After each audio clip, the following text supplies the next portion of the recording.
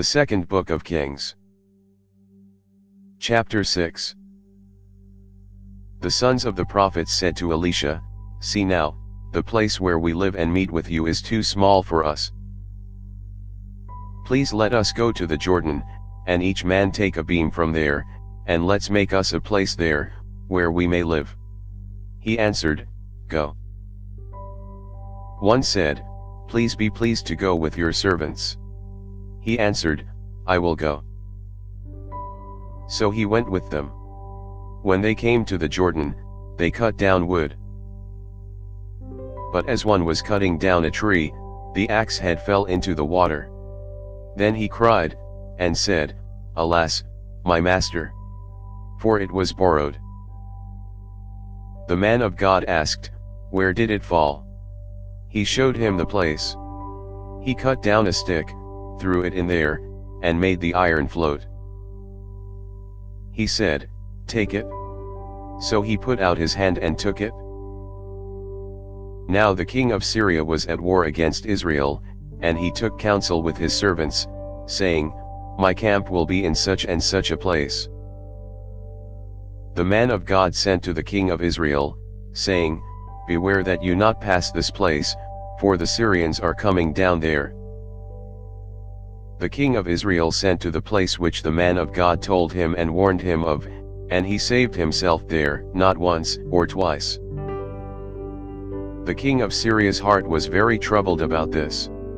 He called his servants, and said to them, "Won't you show me which of us is for the king of Israel?"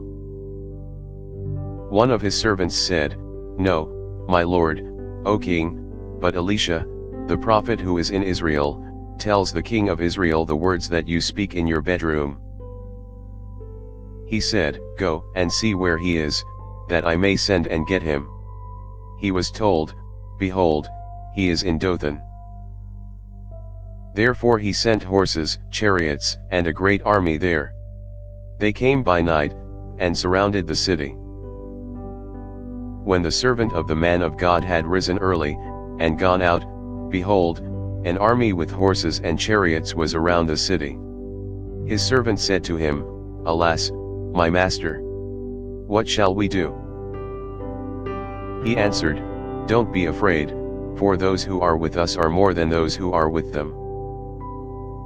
Elisha prayed, and said, "Yahweh, please open his eyes, that he may see." Yahweh opened the young man's eyes, and he saw, and behold, the mountain was full of horses and chariots of fire around Elisha.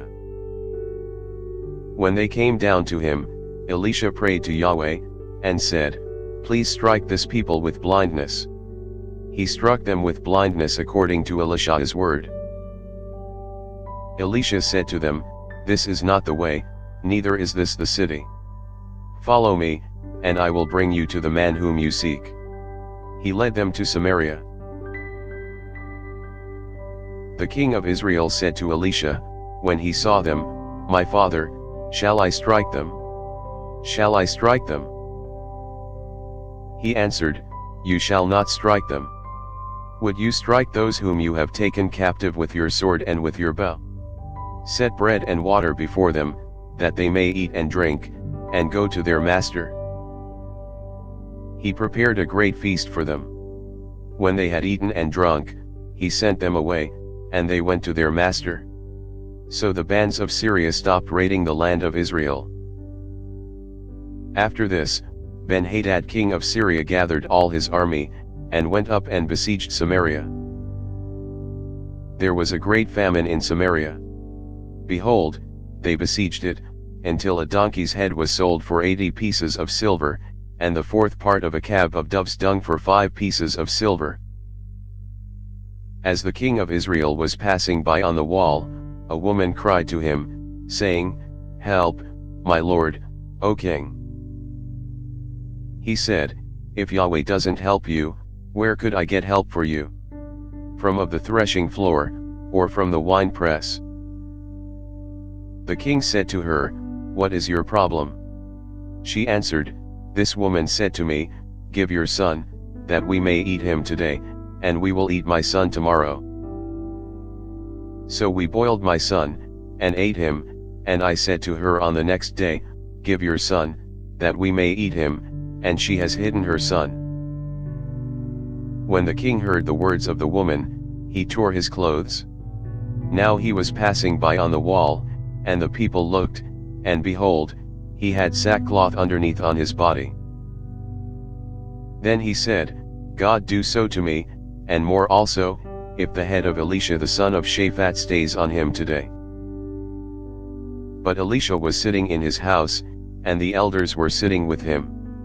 Then the king sent a man from before him, but before the messenger came to him, he said to the elders, Do you see how the son of a murderer has sent to take away my head?